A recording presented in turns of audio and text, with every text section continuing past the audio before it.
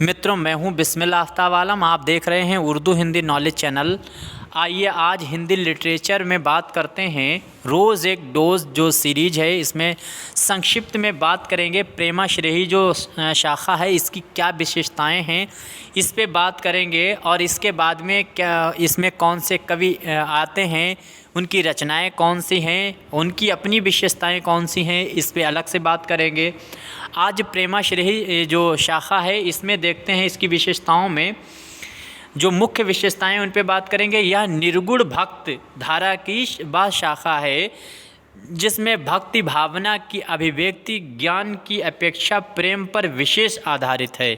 कहने का मतलब इस शाखा के जो कवि हैं या जो रचनाकार हैं, उनका अपना भाव ऐसे व्यक्त करते हैं। वो निर्गुण भक्ति शाखा इसको कहा है उन्होंने। और जो दुनियावी ज्ञान है, ज्ञान से ईश्वर तक जो पहुंचने का प्रयत्न है धार्मिक ग्रंथों के माध्यम से, उसको ना स्वीकार कर इन्होंने एक नई जो है शाखा बनाई है। उसमें क्या करते हैं कि प्रेम के माध्यम से ईश्वर तक पहुंचने का प्रयत्न किया जाता है। जिसमें याद रखना है, ये सबसे पहली बात तो ये है, ये जो विशेषता है प्रेमाश्रेही शाखा, ये सूफ़ी संतों की परंपरा है। संत वगैरह जो होते हैं, जो सूफ़ी होते हैं मुस्लिम समुदाय में, उनका कव्वाली वगैरह इसमें विशेष इन्होंने इस पे ध्यान दिया। विशेष तरह से कव्वाली के माध्यम से ये ईश्वर तक पहुंचने का और उसकी भक्ति करने का प्रयत्न करते हैं। और एक चीज़ याद रखना, हम जो लोग हैं, अमूमन जो हम लोग हैं, वो ईश्वर को क्या मानते हैं कि हम लोगों का मान्यता ये है कि ईश्वर हर जगह मौजूद है। यानी हम कहीं बैठे हैं, कहीं खड़े हैं, कहीं घूम रहे हैं, यानी हर जगह पर ईश्वर जो है वो मौजूद है। ये मान्यता होती है हम सभी लोगों की। लेकिन जो सूफ़ी संप्रदाय के लोग होते हैं, उनकी मान्यता ये नहीं होती है कि ईश्वर हर जगह है। उनका मान्यता यह होता है ईश्वर हर चीज़ में है। या यहाँ पर ध्यान रखना, यानी जो चीज़, जैसे फूल है, फूल की पत्तियाँ हैं, उनमें ईश्वर बसता है। यानी हर एक चीज़ में ईश्वर है, ईश्वर की आत्मा है। और हम लोग मानते हैं कि हर जगह ईश्वर है। इस कॉन्सेप्ट को समझना चाहिए। इसके आगे देखते हैं, इसमें प्रेम का लौकिक प्रेम से उठकर अलौकिक प्रेम की कोटिका है। यानी इसमें जो है, जो दुनियावी प्रेम है, जो सांसारिक प्रेम है, इससे उठकर जो अलौकिक प्रेम है ईश्वरीय, उसको ज़्यादा महत्वता मिलती है। जिसकी सहज अनुभूति में आध्यात्मिकता और उनकी प्राप्ति के प्रयास में योग साधना के दर्शन होते हैं। इस शाखा का परिवर्तन सूफियों द्वारा हुआ, जिसका उद्देश्य फारसी की मसनवी पद्धति पर भारतीय प्रेम कथाओं की पृष्ठभूमि लेकर प्रबंध काव्य की रचना कर अभिव्यक्ति देना है और दोनों में स्वच्छंद प्रेम का पीर जगाना है। इस शाखा की प्रमुख विशेषताएं निम्न हैं। समझ लीजिए। यहाँ पे दक्कन जो है, दक्कन बोले तो उर्दू में उसे दक्कन कहते हैं, हिंदी में कहते हैं दक्षिण। कहने का मतलब ये है कि हिंदी साहित्य और उर्दू साहित्य का जो उदय है, चाहे वो पदात्मक और गद्यात्मक भी, लेकिन पदात्मक खास तौर से पदात्मक, जो पदात्मक गद्य है हिंदी का और उर्दू का, दोनों का जो रचनाएं मिलती हैं वो दक्षिण में मिलती हैं। दक्षिण के रचनाकार इसमें ज़्यादा बड़ी भूमिका निभाते हैं। तो उसी में उर्दू की जो मसनवी थी, मसनवी आप समझ सकते हैं कि हिंदी में अगर उसे कहेंगे तो एक चारित्रिक बहुत ही लंबी कविता होती है, जिसमें तुकांत शब्द मिलाए जाते हैं। पहला लाइन जो कहेगा उसमें भी तुकांत शब्द होगा, आखिरी लाइन में भी तुकांत शब्द होगा।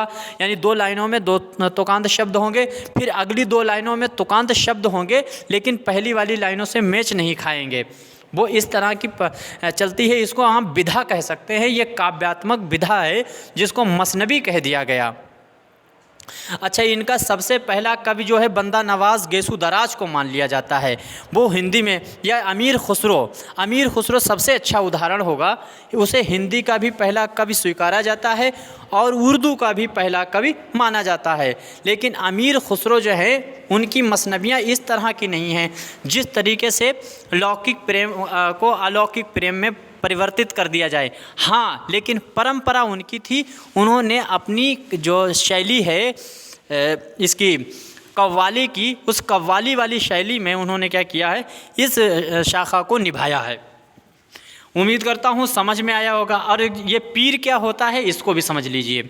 जो हिंदी के मेरे साथी नहीं समझते हैं उनको बता दें, सूफ़ी का आप हिंदी में रूपांतरण अगर करेंगे तो संत मान सकते हैं, जैसे कबीर हैं, मलिक मोहम्मद जैसी हैं, या इसके अलावा मुल्ला दाऊद हैं, इंशा अल्लाह ख़ान इंशा हैं।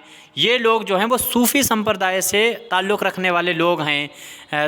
तो इन लोगों ने इस तरह की रचनाएं की हैं। ये फ़ारसी की विधा है, जो मसनवी है वो फ़ारसी साहित्य की विधा है। अब इसमें देखिए, प्रेमाश्रेही जो शाखा का काव्य साहित्य प्रायः फ़ारसी की मसनवी पद्धति पर आधारित है, इसकी पहली विशेषता है। प्रबंधन काव्य के रूप में है। केवल दक्कनी हिंदी के कुछ कवियों में मुक्तक में रचनाएं की हैं।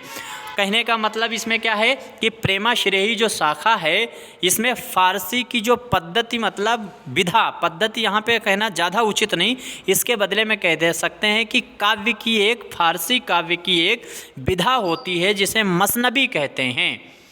इसका सही सापेक्ष उदाहरण अगर आपको देखना है तो ऐसे समझ लीजिए, जैसे पद्मावत की जो शैली है लिखने की वो मसनबी की ही शैली है। मसनबी का पहला अगर तुमसे पूछा जाए कभी मसनबी का कौन माना जाता है तो आप निसंकोच उसका नाम कुली कुतुब शाह ले सकते हैं। कुली कुतुब शाह ने सबसे पहले इसे लिखना प्रारंभ किया था मसनबी को। बाद में उसी शैली को रखा गया और हिंदुस्तान में जो प्रचलित लोक कथाएं प्रेम की थीं उन कथाओं को अपने अंदर समूह कर, अपने अंदर लेकर ये ऐसी रचनाएं कर दी गई जिसमें ईश्वर की भक्ति होने लगे।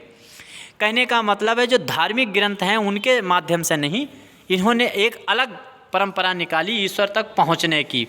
और जो ऐसे इन्होंने शेर भी कहे, पहुंचा जो मैं आप तक तो पहुंचा मैं खुदा के तीं, अब एहसास मुझको हुआ कि मैं खुद से कितनी दूर था।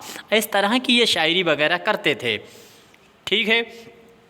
जिसमें ये जब शैली इस तरह की रखते और बात करते थे तो इसमें क्या इन्होंने किया कि इन्होंने जो रचनाएं करते थे उनमें अपने आप को ये स्त्री वर्णन करते थे, यानी पुरुष होकर भी कवि अपने आप को स्त्री का रूप रखता था। और जो परमात्मा है, कहने का मतलब ईश्वर है, उसमें क्या है, उसको एक प्रेमी का रूप देता था। उर्दू में इसको रेख्ती कह दिया गया। हिंदुस्तान में ये परंपरा बहुत तेज़ी से प्रचलित हुई और इसका समय काल जो है वो 1200 से ये जो है 1785 तक बहुत ही धूमधाम से रहा।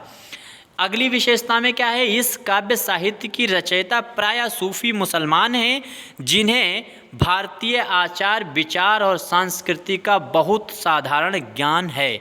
कहने का मतलब भारतीय जो सभ्यता थी, भारतीय जो संस्कृति थी, मुसलमान बाहर से आए हुए थे, सूफी संप्रदाय बाहर से आए थे, इनको इतना ज्ञान नहीं था जितना अमूमन यहाँ के रहने वाले लोगों को था। लेकिन जो ज्ञान था उस ज्ञान के माध्यम से इन्हें दो ध्रुवी कविता करना प्रारंभ किया। इनकी कविताओं को जब आप पढ़ेंगे तो अगर प्रेमी कोई पढ़ेगा तो उसको अपनी प्रेमिका उसमें दिखने लगेगी, लेकिन वही कोई धार्मिक विचारधारा का व्यक्ति, ईश्वर से प्रेम करने वाला व्यक्ति अगर उन रचनाओं को पढ़ेगा तो उसमें उसको ईश्वर की महिमा दिखने लगेगी।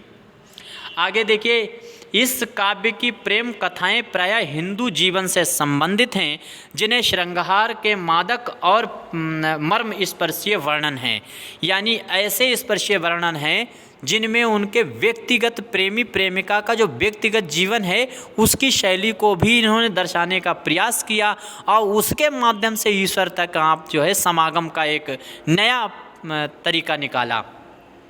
इसके बाद में इस काव्य की भाषा जो है प्रायः अवधी है, ये याद रखना। अवधी से पहले दक्कनी कह सकते हैं। दक्कनी का मतलब है जो गुजरात के इलाका और क्षेत्र की भाषा है वो दक्कनी कहेगी। दक्षिण की भाषाएं जितनी हैं वो दक्कनी के भाषा में गिनी जाती हैं। तो अवधी इसकी मेन, बाद में जो है इधर पश्चिम साइड की जो भाषाओं में वो अवधी को ज़्यादा महत्वता मिली। तो दक्कनी हिंदी के प्रेम कथाएँ इसका अपवाद हैं। इनमें खड़ी बोली का प्राचीन रूप व्यक्त हुआ है, यानी खड़ी बोली जो है उसका भी इसमें समावेशन है। प्राचीन जो खड़ी बोली थी, शुरुआती खड़ी बोली का भी इसमें प्रदत्त मिलता है। इसी तरह की रचनाएं आप देखिए, कागा सब तन खाइयो और खइयो चुन चुन मांस, दो नैना मत खाइयो इनमें पिया मिलन की आस। इवन यहाँ पर पिया मिलन की आस, प्रेमी अगर इस रचना को पढ़े कवि अमीर खुसरो की, तो उसको लगेगा कि वो कोई प्रेमी है जो अपनी प्रेमिका की याद में मरने की कगार पर है और वो रिक्वेस्ट कागा से कर रहा है, प्रार्थना कर रहा है कि सब कुछ खा लेना, मेरा शरीर खा लेना, शरीर के अंग से सारा मांस खा लेना, लेकिन आंखें मत खाना क्योंकि मुझको इसमें मिलने की आस है, ताकि वो आने वाला देखे कि आंखें कितनी व्याकुल थीं उसको देखने के लिए। लेकिन इसको कोई धार्मिक व्यक्ति देखेगा तो ईश्वर से इसको जोड़ेगा। इस तरह की रचनाएँ थीं। उम्मीद करता हूँ आज का टॉपिक समझ में आया होगा। अब इनमें कौन कौन कवि थे, उनकी रचनाएं कौन कौन सी हैं, उन पे बाद में बात करेंगे। तब तक के धन्यवाद।